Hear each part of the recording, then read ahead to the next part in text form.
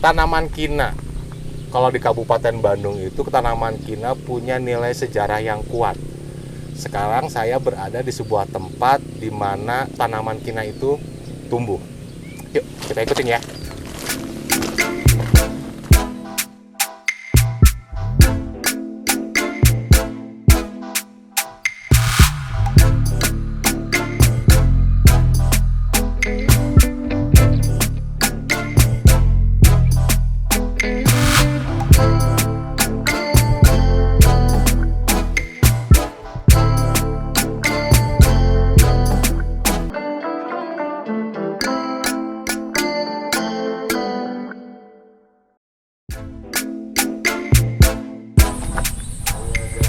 Ya, selamat datang di Sabda Desa Edupak, Kampung Cinyeruan, Desa Pangalengan, Kecamatan Pangalengan, Kabupaten Bandung.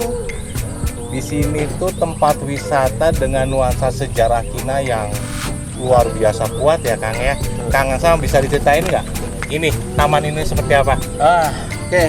Sebelumnya taman ini kan didirikan tahun 2020 kemarin. Iya, baru ya? Baru kemarin diresmikan sama Pak Wakil Bupati. Pak Wakil Bupati ya? Sebagai wakilnya Bupati Kabupaten Bandung. Iya. Nah, ini didirikan kita ingin memberikan ruh yang berbeda, nuansa yang berbeda wisata di daerah Pangalengan. Iya. Sekarang kan Pangalengan sedang digandrungi dengan wisata-wisata yang luar biasa. Iya. Kita ingin memberikan ruh yang berbeda, wisata yang bernilai rekreatif dan edukatif. Nah, salah satunya karena kebanyakan pengurus di kita, pengelola di kita adalah notabene anak-anak perkebunan. Iya. Jadi kita ingin melestarikan sejarah perkebunan kina di sini. Bicara tentang perkebunan, berarti ini perkebunan dari zaman kolonial dong? Dari zaman kolonial. Ini bisa kelihatan di sini sebagai bukti peringatan 100 tahun berdirinya perkebunan kina PPN Cinyeruan. Ini ejaan nama ya. Cinyeruan. Ini 17 Desember 1855 sampai 1955. Nah, ini didirikan pada waktu zaman administratornya W.E. Wisling. W.E. Wisling ya? Kalau administrator pertama itu namanya Jongkin Konin. Nah, ini waktu berdiri ini W.E. Wisling 1955. Kalau dilihatnya sekitar kita ini kan banyak peninggalan rumah Belanda, terus tanaman-tanaman juga kayaknya unik-unik. Kayaknya sambil jalan-jalan kita explore ya, Kang ya? Boleh.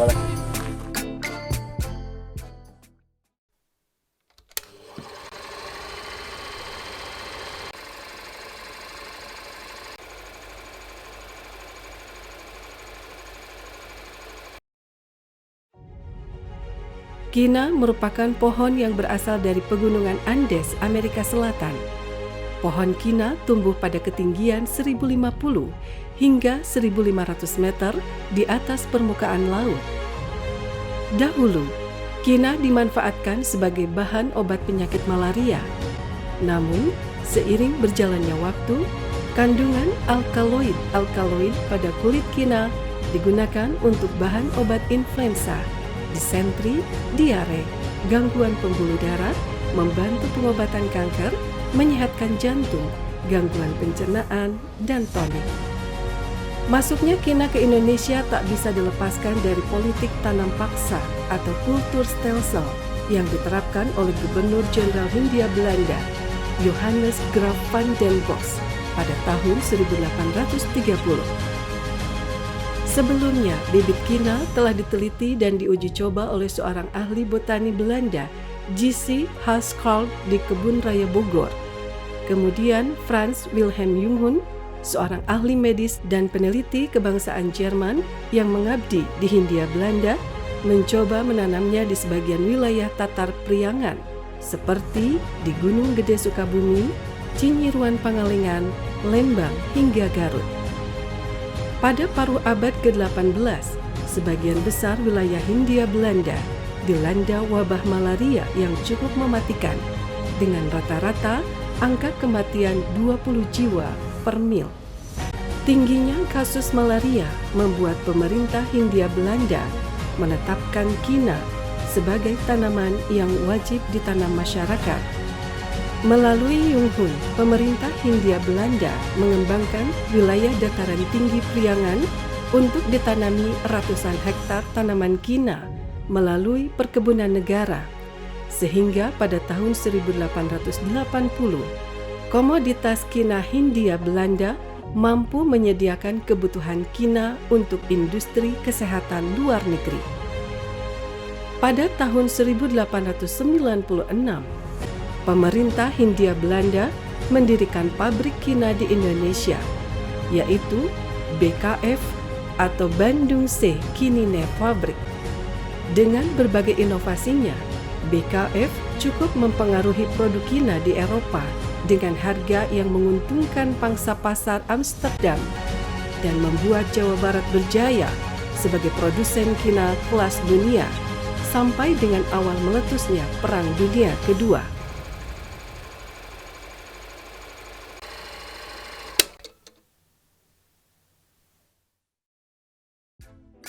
Cantik tamannya ya Kang ya. Alhamdulillah, luar biasa ini. Berapa ini luasnya Kang? Ini sekitar 5.000 meter persegi. Apa yang ditawarkan di taman ini Kang? Selain bunga-bunga yang cantik, di sini Iya. berbagai macam jenis. Sekitar kita udah bisa mengumpulkan 25 macam jenis tanaman di sini. Dan kayaknya langka-langka ya, jarang ya. Nah, betul. Ini punya milik PTPN 8 Kebun Kertamana. Dan dikelola oleh Oleh kita, Sabda Desa, dikerjasamakan dengan kita. kelompok masyarakat di sini Betul, ya. kelompok masyarakat di sini. Keren. Apa sih sebenarnya yang tujuan dari taman ini Kang dibuat? Ya, ingin menyuguhkan nilai wisata yang memiliki nilai rekreatif dan edukatif. Seperti apa tuh Kang? Ya, mengenal berbagai macam tanaman, terutama tentang tanaman kina. Oh gitu. Nah, gitu. Emang di Kemudian sini peninggalan kinanya masih banyak Kang. hampir punah sebetulnya. Iya. Ada beberapa yang kita budidayakan kembali, sehingga mudah-mudahan nanti ke depannya cita-cita kita masih tetap lestari ya si Oh, tanaman gitu. kina itu. Ya. Di sini ini ya banyak peninggalan rumah-rumah Belandanya Betul, juga ya. betul. Emang ini peninggalan kolonial ya dulu ya. Ya. Luar biasa. Saya pengen lihat ini nih tanaman-tanaman yang Nah, uniknya nih Kang. Di Sabda Desa Edupak ini ada salah satu jenis tanaman yang khas di Yang daerah ini ya? Cinyeruan. Iya, namanya Coreopsis. Coreopsis. Ya, Dari mana tuh Kang? ya sekitar daerah Texas. Amerika dong. Oh iya. Perbatasan dengan Betul, Meksiko berarti ya. betul. Ini khas daerah sini. Kok bisa sampai ada di sini Kang? Mungkin dibawa sama orang-orang sana ke sini. Dulu, Oh, iya. zaman dulu. Daerah Cinyiruan, Pangalengan itu emang dulu kayak koloni-koloni ya, ada koloni Jerman, Betul. koloni Belanda, Iya, Amerika, Inggris. Betul. Ya mungkin emang mereka dibawa ke sini, keren ya. Betul. Oh, saya baru tahu kalau ini ternyata bukan bunga dari asli Pangalengan ya Kang ya. Iya. Cantik. Tapi emang ini tumbuh suburnya yang mudah di sini Kang. Mudah dan Hmm. mudah dikembangbiakan. Kalau yang lain itu kebanyakan seperti celosia, terania, marigold itu bunga Hmm. semusim. Ya. Tapi ini terus-menerus mereka bisa berkembang biak, tidak semusim dan Oh. terus-menerus mengeluarkan bunga. Oh gitu, berarti Tuh. bunganya Muncul terus. terus. Keren. Dijual nggak nih Kang? Ada nggak bibit yang dijual di sini? Belum. Belum ya. Kayaknya pasti banyak yang tertarik nih Kang. Buat Tapi ini khusus ya pekarangan. kalau di dataran Hmm. tinggi seperti ini. Kalau data rendah gitu bisa di perkotaan. Nah, belum coba. Belum coba ya. Betul. Tapi harus coba dulu. Heeh. Tadi orang kota kan? Orang kampung ya makanya ini. Jalan-jalan lagi Kang, tangga Kang. Siap.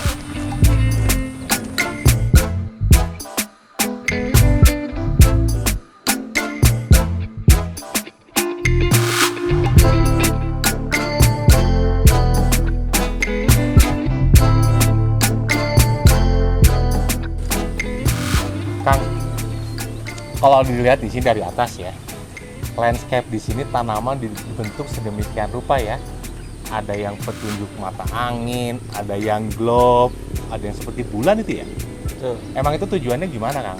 Nah, sebagai bahan edukasi juga di sini kita Ya. buatkan tanaman itu dibentuk landscape yang mengedukasi.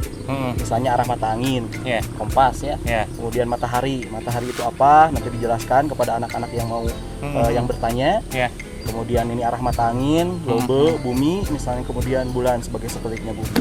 Jembatan atas ini fungsinya Ya. itu untuk menjelaskan di sini bagaimana anak-anak melihat pemandangan landscape sesuai dengan bentuk-bentuknya dan kita jelaskan kepada mereka.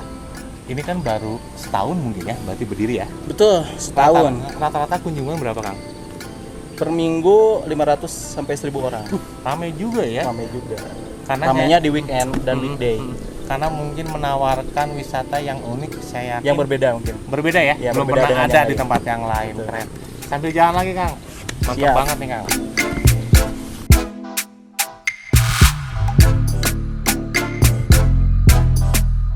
Salah satu bentuk suguhan wisata edukasi.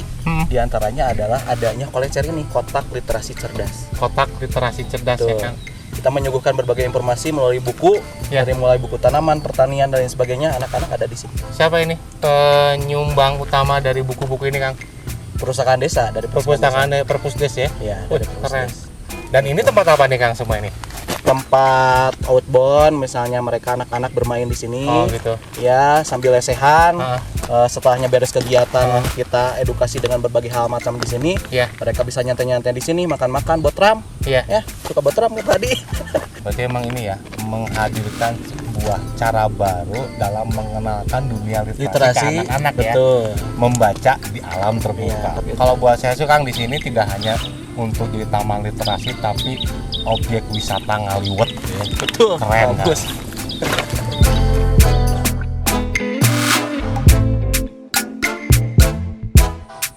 Nah, ini adalah patung Franz Wilhelm Junghun. Kenapa kita buatkan patung ini? Karena beliau berjasa Iya. dalam mengembangbiakan tanaman kina di daerah Cinyuruan ini. Beliau itu ahli di bidang geologi, vulkanologi, terutama ada iklim yang namanya iklim Junghun. Bagaimana dulu sebelumnya tanaman-tanaman kina kan tidak berkembang biak dengan bagus, tapi dengan iklim Junghun yang mengklasifikasikan tanaman, mengklasifikasikan iklimnya Iya. berdasarkan Iya. ketinggian. Nah, akhirnya si tanaman kina itu berkembang biak dengan baik di daerah sini. Berarti beliau yang mengembangkan kina di sini ya, Betul. di Cinyiruan. Mengembang biakan kina di Cinyiruan. Bisa jadi beliau itu disebut Bapak Kina Indonesia mungkin saja Mungkin ya. saja. Mungkin saja ya. Karena waktu zaman beliau lah kina berkembang biak dengan bagus di daerah kita. Bahkan 90% bubuk kina dunia disuplai dari Indonesia, Jawa Barat. Salah satunya dari Cinyiruan ini. Oh ya, di sini kan peninggalan kolonialnya juga kan kuat. Kita kunjungin satu-satu ya. Yuk Kang, ayo. Franz Wilhelm Junghun lahir di Mansfeld, Jerman pada 26 Oktober 1809. Setelah lulus dari sekolah kedokteran di Berlin, dia masuk sebagai dokter militer pada pasukan Belanda. Datang pada bulan Oktober 1835 bersama militer kolonial Belanda di Batavia. Dengan keterampilannya di bidang kedokteran dan botani, Junghun mulai mengeksplor tanah Hindia Belanda. Beberapa gunung di Nusantara ia teliti. Kawah putih di Gunung Patuha juga adalah hasil penemuannya. Junghun merupakan perintis penanaman kina di Indonesia. Sejak tahun 1830, bibit-bibit kina ditanam di Pangalengan, kemudian dikembangkan sampai ke dataran tinggi sekitar Bandung. Junghun juga ikut merintis industri obat kina untuk memerangi malaria. Seiring dengan tumbuhnya industri pil kina, budidaya kina meluas hingga menjelang Perang Dunia II. Atas pencapaian itu, nama Junghun terkenal dan dipercaya pemerintahan Hindia Belanda untuk mengelola tanaman kina di Jawa Barat. Hidup di daerah tropis membuatnya sakit kronis. Pada 1848 sampai 1855, ia menghabiskan waktu di Belanda untuk penyembuhan dan menuntaskan risetnya tentang ragam tanaman di Jawa dan peta besar beberapa wilayah di Pulau Jawa. Setelah itu, Junghun kembali ke Jawa dan tinggal di Lembang, Bandung. Junghun wafat pada 24 April 1864. Permohonan terakhir beliau sesaat sebelum ajal menjemput adalah meminta untuk dibukakan jendela agar bisa menatap Gunung Tangkuban Perahu untuk terakhir kalinya. Makam Junghun terletak di sebuah cagar alam Desa Jayagiri, Lembang. Secara khusus, cagar alam ini dibuat oleh pemerintah Hindia Belanda untuk menghormati jasa beliau sebagai orang pertama yang membawa dan menanam kina sebagai obat malaria dan berbagai jasa lainnya yang terkait dengan keanekaragaman hayati.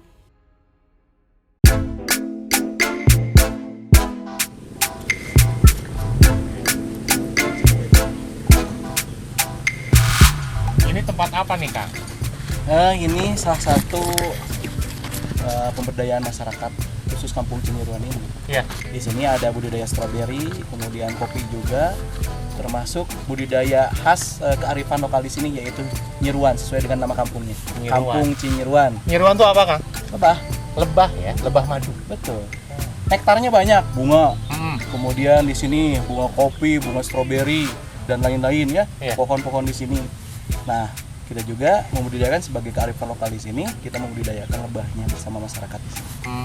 Berarti di sini masyarakatnya berusaha mandiri ya, Kang ya. Betul. Tidak bergantung, tapi bagaimana bisa memanfaatkan kekayaan alam yang ada ya. Betul.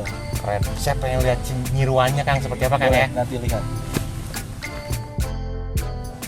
Lebah yang dibudidayakan di sini adalah lebah trigona. Selain budidayanya cukup mudah, kemudian harga kualitas madunya cukup baik dan harganya cukup bagus di pasaran. Dan tidak menyengat karena ini banyak juga dikunjungi oleh anak-anak yang mau wisata edukasi. Jadi lebah ini tidak menyengat, bisa dilihat di sini dan bisa dicicipi ini madunya seperti ini. Sangat manis, asam.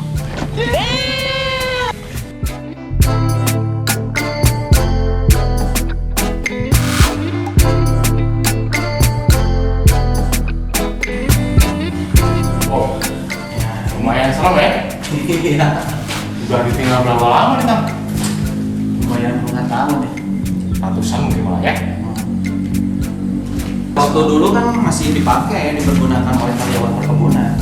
Terakhir teh dipakai untuk panti tempat penitipan. Kalau dulu ini rumah siapa, Kang? Ya karyawan perkebunan dulu, tapi Staff belakangnya ya. Perapiannya juga masih ada. Sekarang dikelola oleh kelola oleh kita masih sebagai desa Eropa ini untuk dijadikan homestay dan rencananya dijadikan juga museum mini. keren. Karena Berapa petanya?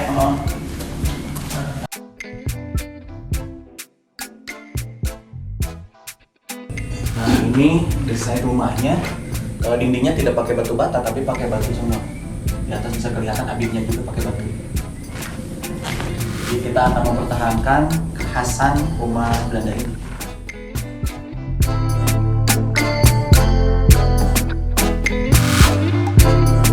Keren nih, gede banget nih. Ini siapa nih? Rumah pimpinan atau dulu disebut administratur ya, pimpinan. Dan sekarang jadi apa, Kang? Sekarang masih dihuni oleh administratur. Manajer ini ya, Nah perkebunan sekarang teh ya. disebutnya manajer, kalau dulu kan administrator. Sekarang disebutnya manajer.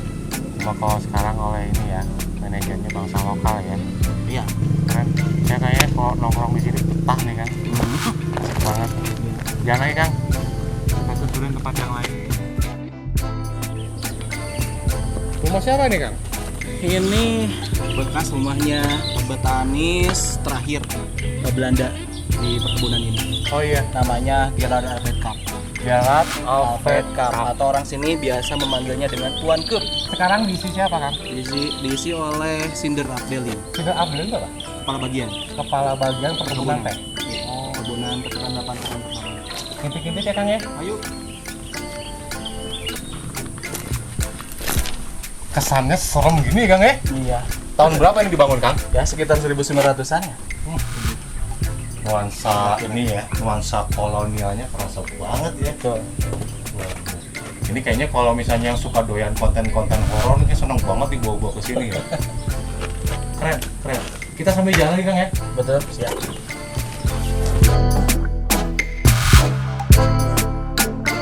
Ini beberapa peninggalan pohon kina dulu ya.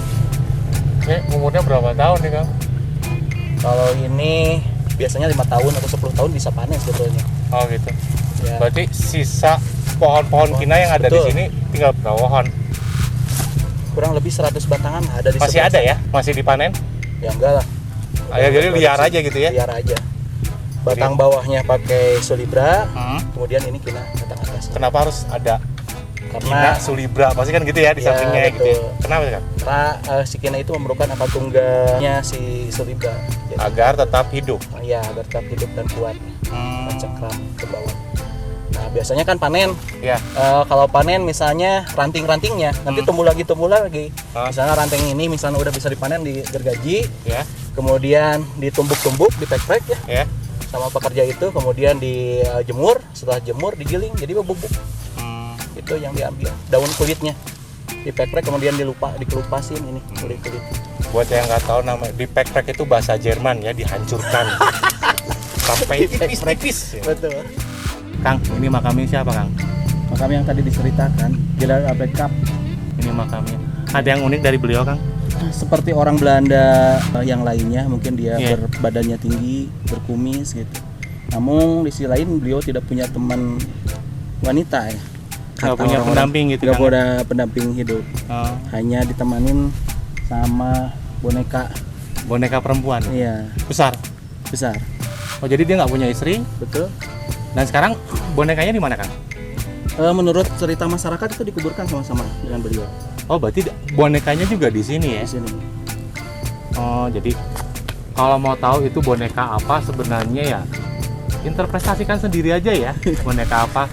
Yang pasti kalau dengar dari cerita masyarakat di sini, boneka tersebut teman hidup General Albert Cup sama-sama dia masih hidup. Naik ke atas Kang ya? Yap.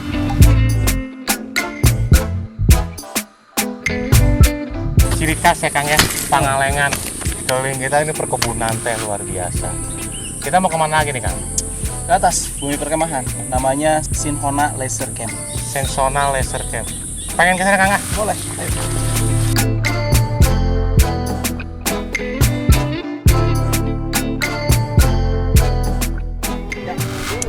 Nah, Keren banget view-nya Kang ya? tuh. Nah, ini Sinhona Camp yang Sinhona menyuguhkan sky view, Ya. malamnya night view. Luar biasa. Bisa kelihatan ke panorama Pangalengan dari atas. Iya, pegunungannya ya, Bukit terlihat semua jelas ya. Berarti ini seluruh kota Pangalengan terlihat ya, Terlihat di sini. 180 derajat, keren banget. Kalau malam berarti ini kelap-kelip luar biasa ini. Ini di ketinggian berapa Kang? 1630 mdpl. 1630. Iya. Kalau konsep bumi perkemahan sendiri apa sih Kang ini Kang di sini? Family camp. Family Lebih camp ke, ya. Apa yang ditawarkan di sini?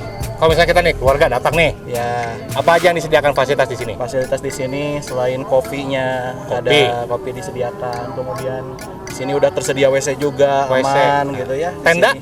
Tenda juga ada, sleeping bag, tenda, kemudian matras. Oh, berarti Udah udah aman. tinggal datang aja nyaman Tinggal ya. datang aja nyaman di sini. Mesen sarapan bisa di sini? Bisa mesen Bisa ya? sarapan, misalnya sekalian dengan breakfast, misalnya apa, Iya. disediakan bisa. Khasnya ngaliwet dong ya, Iya, sama kopi tapi lebih Arabica menarik ya. ngeliwat. Ngaliwet ya di Betul, sini ngeliwat ya. bareng gitu. Keren Kang. Ini berapa nih luasnya Kang? Ini sekitar 4.000 meter persegi ya. 4.000 meter persegi ya. Luar biasa berarti ya. Ini di ketinggian 1630 mdpl, dikelilingi ya sisa-sisa perkebunan kina dan teh ya di sini ya yang masih ada. Jelai Belakangnya ini hutan apa nih Kang belakang Kang? itu sama hutan milik perhutani ya. Milik Perhutani ya. Betul. Sebelah sana kan Gunung Wayang berarti ya. Betul, sebelah sana Gunung Wayang. Luar biasa. Kemudian sebelah sana lagi ada Gunung Malabar. Gunung Di Malabar. sebelah sini bisa naik ke puncak Gunung Malabar di jalan sebelah sini. Jadi orang yang mau mendaki ke puncak gede ya, Ya, Gunung Malabar jalan sini. bisa lewat sini Bisa Kang, lewat ya? sini. Iya. Keren. Tuh. Yang nyaman misalnya untuk keluarga, view-viewnya bisa melihat keindahan alam Pangalengan, mau siang, sore ya, Iya. sunset. Ya. Kemudian pagi-pagi sunrise dari sini. Oh, ini timur ya. Betul. Bener-bener Cinyeruan keren banget loh kalau buat saya. Buat wisata keluarga dengan nuansa alam, Cinyeruan itu udah memberikan sesuatu yang lengkap. Ada Taman Edupark memberikan kita penawaran wisata alam dengan nuansa literasi. Jadi bisa memperkenalkan anak-anak kita juga senang membaca di alam terbuka. Belum lagi di sini banyak peninggalan-peninggalan kolonial yang mewarnai sejarah di sini deh. Dan ini yang salah satu yang jadi kebanggaan di Cinyeruan. Bumi perkemahan ini. Yang emang view-nya di depan saya ini kota Pangalengan sangat terlihat. Kalau malam hari juga luar biasa. Ajak deh teman-teman ke sini, keluarga sini main ke Cinyeruan. Sampai ketemu di jalan-jalan selanjutnya.